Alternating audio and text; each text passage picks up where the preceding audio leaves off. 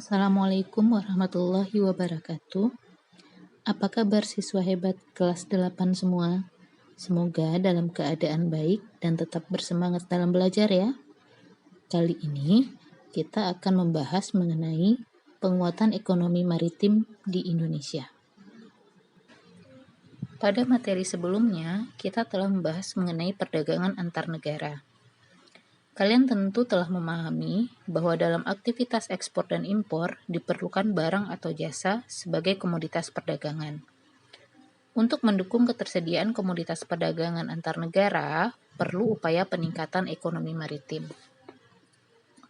Sebelum kita membahas lebih lanjut mengenai potensi ekonomi maritim di Indonesia, kita perlu membedakan antara ekonomi maritim dan ekonomi kelautan. Ekonomi maritim merupakan kegiatan ekonomi yang mencakup transportasi laut, industri galangan kapal dan perawatannya, pembangunan dan pengoperasian pelabuhan beserta industri dan jasa terkait.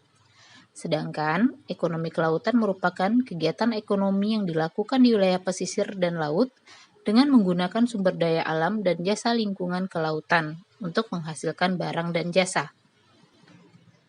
Sebagaimana yang telah kalian ketahui, Indonesia merupakan kepulauan terbesar di dunia. Banyaknya kekayaan laut yang terkandung di dasar maupun permukaan laut merupakan potensi ekonomi yang sangat besar. Wilayah laut Indonesia yang sangat luas merupakan potensi yang penting dan perlu dipelihara serta ditingkatkan kualitasnya.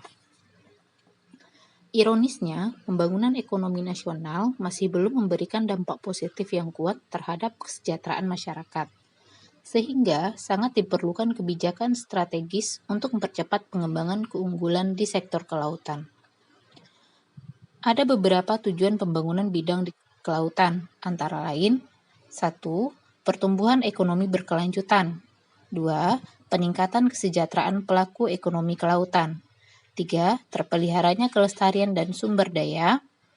Dan yang keempat, menjadikan laut sebagai pemersatu dan tegaknya kedaulatan bangsa. Nah, sekarang kita akan bahas mengenai beberapa sektor yang menggambarkan bagaimana kondisi ekonomi maritim di Indonesia. Yang pertama, itu adalah sektor pelayaran. Bagaimanakah gambaran sektor pelayaran di Indonesia? Ternyata, walaupun wilayah laut Indonesia luas, tetapi sektor pelayaran belum berjalan secara maksimal. Hal ini terlihat dari masih rendahnya pangsa muatan armada kapal Indonesia. Selain itu, industri galangan kapal belum berkembang.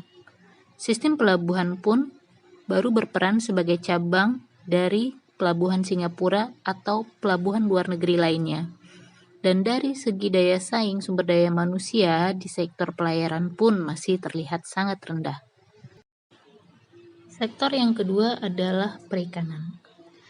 Potensi sektor perikanan Indonesia sangat besar dan sepantasnya Indonesia menjadi negara industri perikanan terbesar di Asia.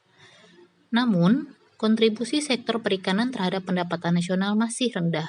Pertambahan kawasan budidaya perikanan pun masih sangat kurang. Sektor yang ketiga adalah pariwisata bahari.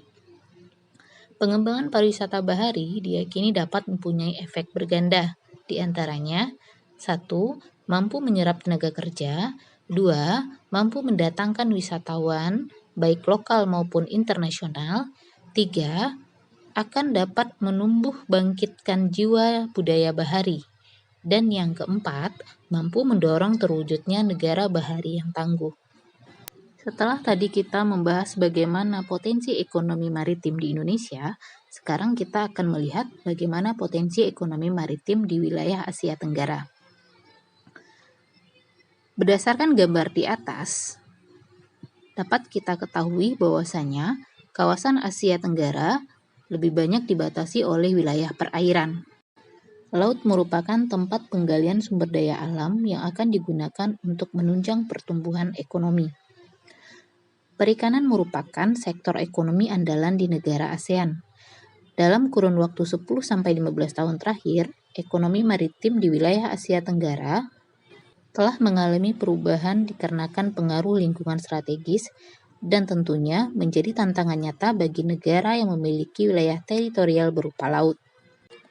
Agar ekonomi maritim di Indonesia berkembang dengan baik, tentunya diperlukan strategi dan kebijakan pengembangan ekonomi maritim di Indonesia.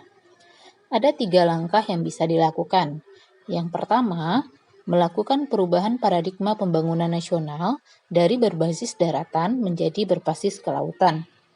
Melalui perubahan basis pembangunan dari basis daratan ke lautan, maka pelabuhan, armada pelayaran akan lebih maju dan efisien. Semua produk dari pertanian tanaman pangan, hortikultur, perkebunan, kehutanan, peternakan, bahan tambang, dan lainnya mampu bersaing karena biaya logistik akan lebih murah dan pergerakan barang menjadi lebih cepat. Cara yang kedua adalah dengan memacu percepatan pengembangan infrastruktur ketersambungan maritim. Hal ini berkaitan dengan membangun tol laut, pelabuhan laut dalam, logistik, industri perkapalan, tentunya akan mempercepat konektivitas maritim. Cara yang ketiga yaitu dengan mempersiapkan 5 pelabuhan besar dalam rangka menyambut ASEAN Connectivity. Nah, siswa semua, itulah tadi bahasan kita mengenai potensi ekonomi maritim di Indonesia, bagaimana gambarannya, dan strategi yang dapat dilakukan agar potensi ekonomi maritim di Indonesia mampu berkembang secara maksimal. Semoga bisa dipahami ya, dan tentunya bermanfaat untuk siswa semua. Untuk latihan di rumah, kerjakanlah soal berikut. Jika kalian menjadi pejabat pemerintah yang menaungi bidang kelautan, apa langkah yang kalian ambil untuk meningkatkan ekonomi maritim? Selamat bekerja ya siswa hebat. Sampai jumpa lagi di materi IPS selanjutnya. Assalamualaikum warahmatullahi wabarakatuh.